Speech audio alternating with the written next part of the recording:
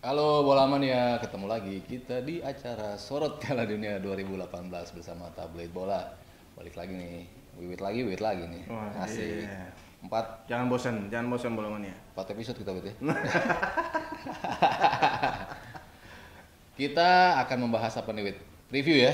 Kayaknya Review. menarik dari serangkaian big match selain kemarin Portugal Uruguay seru juga, Uruguay. Prancis Argentina seru Ya. juga.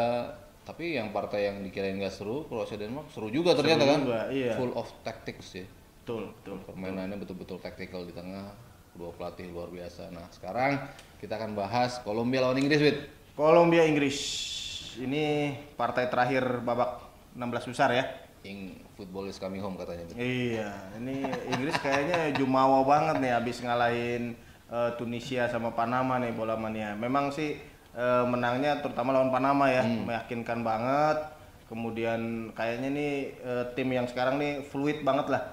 Pemain yang muda-muda dan kayaknya udah lebih matang nih dari tim yang di 2016 Euro. Kan waktu itu berantakan banget tuh. Yang Harry Kane lah ngambil sepak pojok. Ya, betul. Itu ngaco banget sih. Ya ngaco banget. Nah sekarang udah nggak lagi nih. Kita lihat Harry Kane sudah 5 gol ya. 5 gol. Kemudian ada Skor sementara ya. top skor sementara. Kemudian belakangnya juga kelihatan bagus nih dengan John Stones. Di tengah juga Jesse Lingard juga muncul sebagai satu gacuan baru buat Inggris. Jadi Inggris memang lagi optimistis nih, dan bola mania untuk bisa melangkah jauh lah di Piala Dunia 2018 ini. Dan lawannya kebetulan Kolombia sih, ini sebetulnya agak-agak di luar perhitungan nih, karena kan di grup H waktu itu yang ya, top seednya kan Polandia. Tapi ternyata Polandia malah nggak lolos, Inggris jadi ketemu Kolombia. Iya. Kalau Inggris sepakat banget nih sama Wiwit. Inggris datang dengan identitas baru. Iya, betul. Jarang banget pers itu nggak memusuhi Inggris. Iya. Dari masalah kontroversial nyaris nggak ada di tim ini kan. Iya.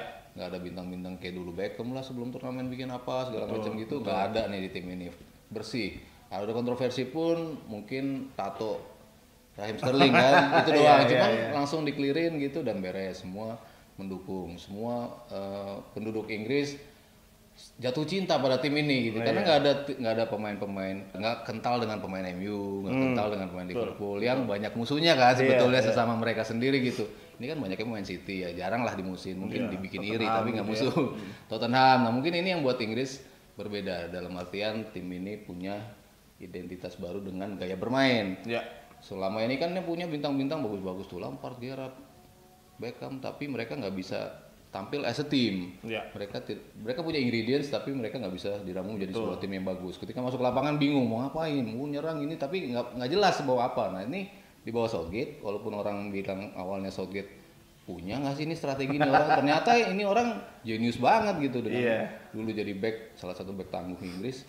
Ya, karena dia memang punya visi yang bagus gitu. Dia berani memainkan 3 back, itu kan jarang tuh Inggris jarang mainnya. banget. Walaupun mungkin dia mencontoh sepak bola seksi di sekarang ya, betul. 3 back, Antonio Conte bikin itu, Allegri terusin, terus belakangan juga si Wenger ikut-ikut dengan gaya 3 backnya. Tapi itu pemilihan di 3 backnya pun masuknya Kyle Walker di situ kan juga orang bingung kan. Ada Walker yang harusnya back kanan tapi main di situ. Ada Maguire pemain Leicester City kok bisa dipanggil masuk tim inti, tapi impact-nya luar biasa gitu loh. Terutama tadi Wiwit bilang sepak pojok udah nggak ada lagi tuh Harry Kane. Tapi Harry Kane justru jadi ending dari gol yang dihasilkan lewat sepak pojok. Bola tuh semua dipraktis. Ashley Young dari sisi sini, Kieran Trippier dari sisi sini. Pas kemarin pergantian, Trent Alexander-Arnold di sini, Danny Rose di sini. Yang nyambut juga jelas. Angga Maguire, Stones, pemain-pemain tinggi-tinggi itu kan untuk diflik lagi ke Harry Kane untuk bisa mencetak gol. Kalau kita bicara Kolombia, mereka juga kuat nih. Tendangan bebas mereka juga berujung gol tuh. Yeremina 2 golnya, 1 sepak pojok, 1 sepak pojok langsung yang kemarin ya terakhir lawan Senegal mereka menang. 1 sepak pojok yang dikreasikan. Dioper ke James dulu, James ngoper ke Quintero, balik lagi dioper Yeremina yang golin. Itu kan sama-sama jago dalam set piece nih. Jadi kalau Inggris klaim gue jago set piece, nah ini juga jago juga nih Wit. Nah gimana nih Wit? Ya juga kalau kita lihat sih Kolombia pertandingan pertama betul mereka kalah dari Jepang. Tapi kan waktu itu mereka hampir sepanjang pertandingan tuh main 10 orang. Kalau misalnya Kolombia main 11 belum tentu Jepang bisa menang. Siapa tahu malah Kolombia lolos seperti Belgia, seperti Kroasia bisa menyapu bersih grup H ya. Ini Kolombia sih kalau gue lihat sih lebih ini malah lebih berpengalaman lah daripada Inggris. Kok gue ngelihat Kolombia nih agak-agak lebih bagus nih daripada Inggris. Kemudian juga kita lihat nih Inggris sebetulnya tinggal masalah mental ya. Tadi kita udah bahas teknik, komposisi tim, komposisi strategi, taktik itu udah oke banget gitu. Kemudian fisiknya pemain Inggris juga kan kita tahu udah bagus banget pastinya dengan tempaan di Premier League. Cuman masalah mental sih kalau gua bilang yang di Inggris yang masih kurang. Ini kan penyakitnya Inggris tuh kalau di Piala Dunia kena penalti, kalah adu penalti, atau ada pemainnya kena kartu merah nih di partai-partai menentukan. Kita ingat David Beckham, Wayne Rooney pernah mengalami kejadian seperti itu. Kemudian pantas dicatat juga bola mania sejak tahun 98 di Piala Dunia cuma 2 kali Inggris bisa lolos ke perempat final. Lainnya terhenti di babak 16 besar. Yeah. Nah, ini kan artinya dari segi tradisi sebetulnya juara dunia 1966 ini udah lama nih, bukan masuk dalam klub elit, tim jajaran elit dari tim-tim tradisional Piala Dunia. Nah, ini mental barrier ini sih yang gue pikir akan menjadi salah satu handicap dari Inggris terutama menghadapi Kolombia yang memang bukan tim yang terbaik lah di Amerika Selatan, tapi Kolombia punya beberapa pemain yang sudah sangat berpengalaman dan ya bisa sangat menyulitkan buat Inggris nih. Mudah-mudahan sih Inggris tidak mengalami kejadian-kejadian seperti itu ya. Tidak ada pemain yang kena kartu merah, mentalnya tidak drop gitu kalau misalnya nanti ketinggalan duluan misalnya. Mudah-mudahan itu tidak terjadi dan kalau misalnya Inggris bisa mengeliminasi masalah mental ini sih peluang untuk bisa mengalahkan Kolombia sih cukup besar lah kalau gue bilang. Harapan Inggris agak sedikit membumbung nih ketika James katanya cedera kan? Betul. Di pertandingan terakhir, makanya kenapa orang akhirnya menganggap wajar keputusan Southgate untuk mengistirahatkan 8 pemain nih. Siapa tahu kalau Kane main, tahu cedera. Siapa tahu kalau Henderson main cedera, makanya nggak dimainin pemain-pemain seperti yang dimainin di 2 partai pertama. Betul. Tapi kalau Kolombia kemarin kan memainkan James hingga habis malah mengalami cedera. Katanya sih nggak sampai sobek atau apa, tapi ada pembegakan pada ototnya. Itu tidak bisa dia membuat tampil dia maksimal. Nah, ini mungkin yang diharapkan Inggris bisa sedikit mengganggu kestabilan dan juga kreativitas dari Kolombia. Kalau prediksi lo siapa itu? Mungkin harus perpanjangan waktu nih Kolombia Inggris nih. Tapi itu tadi sih sebetulnya kalau dari segi komposisi tim, kualitas tim, materi pemain sih Inggris bagus sih, lebih bagus daripada Kolombia. Cuma masalah mentalnya mereka sendiri itu sama pengalamannya Kolombia nih yang akan jadi musuh besar dari Inggris.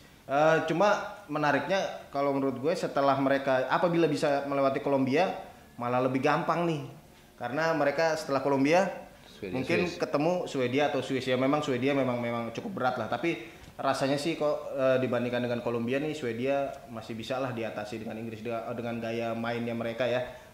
Mereka juga udah kenal banyak sekali pemain Swedia yang main di Liga Inggris. Kayaknya sih justru setelah lepas dari Kolombia mungkin Inggris akan menjalani pertandingan lebih mudah untuk mencapai ke semifinal.